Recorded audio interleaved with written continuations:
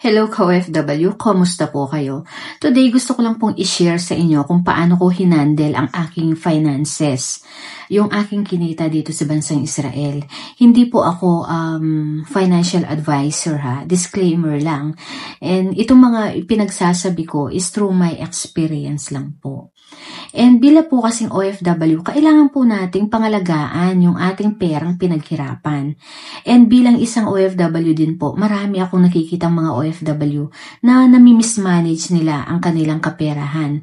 Kasi may mga OFW na ang mindset is kapag OFW ka, kailangan may malaking bahay ka at magharang sasakyan. Kasi yun yung patunay na nagtatagumpay daw ang isang OFW. So ako, ganito ko po ginastos ang aking kaperahan, ang aking kinita dito sa bansang Israel.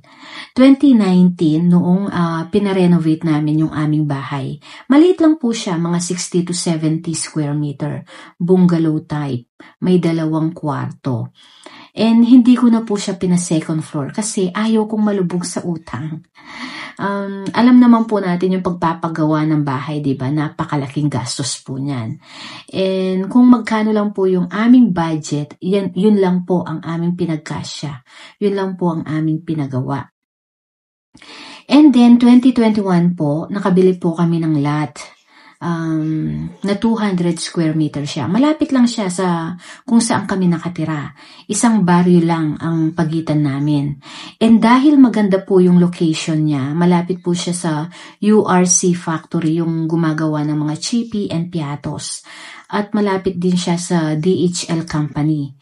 Nagpagawa po kami ng 3 apartment doon. And yung apartment na po to, sila na po yung nagsusustain ng bills namin sa Pilipinas. And mga groceries yan, doon na rin sila kumukuha.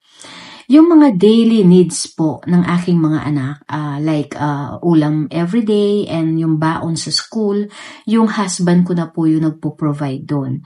Kasi isa po siyang tricycle driver, kaya may daily income po siya. And kung napanood nyo rin po yung aking vlog, meron po kaming small lending business na nag-start siya noong 2021.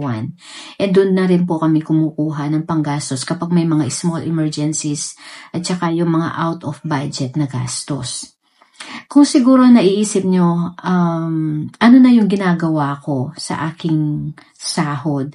Dahil nga yung mga naipundar naming mag-asawa, doon na kami kumukuha ng panggastos nila sa Pilipinas, di ba? Yun na yung nagpo-provide ng panggastos nila. Ang ginagawa ko po is nag-iipon po ako for retirement.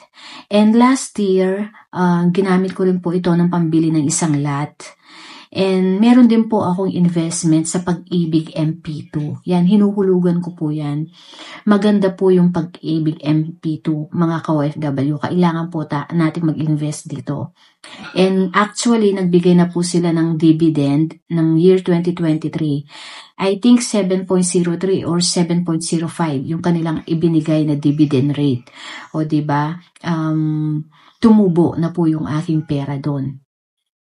And meron din po akong BDO Life Insurance na binabayaran every year po yan. And dito rin po sa sahod ko, actually, lumiit nga po yung naiipon ko kasi wala na po akong stay. Dati, every month, may 2 or 1 akong stay. Dito ko dati kinukuha yung pambayad kong flat and yung aking allowance na ginagastos kapag ako ay lumalabas ng day off yan. Pero ngayon, halos weekly na po ako lumalabas. Kaya dito sa sahod ko po, dito na po ako kumukuha ng pambayad kong flat and yung panggastos ko kapag lumalabas ako or nagde-day off ako. Yun, ganito ko po binabudget yung aking pera, yung aking sahod. And ganito ko rin po ginastos yung aking kinita dito sa bansang Israel. Kung napansin nyo po, wala akong binanggit doon na bumili ako ng sasakyan. 9 years na po ako dito sa bansang Israel. Hindi pa po ako bumili ng sasakyan.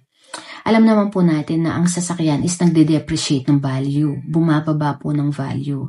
Napapag-usapan naman po namin mag-asawa yan, pero ang sabi po ng husband ko, wag muna ngayon kasi hindi pa natin kailangan. May balak naman po akong bumili. Siguro kapag nag-for good, kahit second hand lang. Kasi nakakagaan din po ng buhay kung meron kang sasakyan, di ba? And FYI po, hindi po ako mayaman. Isa lang po akong ordinaryong OFW na nangangarap na makaahon sa kahirapan. And syempre, para magkaroon ng naghahangad na magkaroon ng magandang kinabukasan ang aking pamilya, lalong-lalo na ang aking mga anak.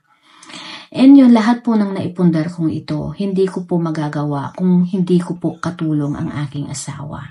Maraming salamat sa aking asawa. Yun, tayong mga OFW po, ang susi sa matagumpay na OFW ay kung meron ka pong mga kamag-anak o asawa na may malasakit sa iyo at mapagmahal sa isang OFW.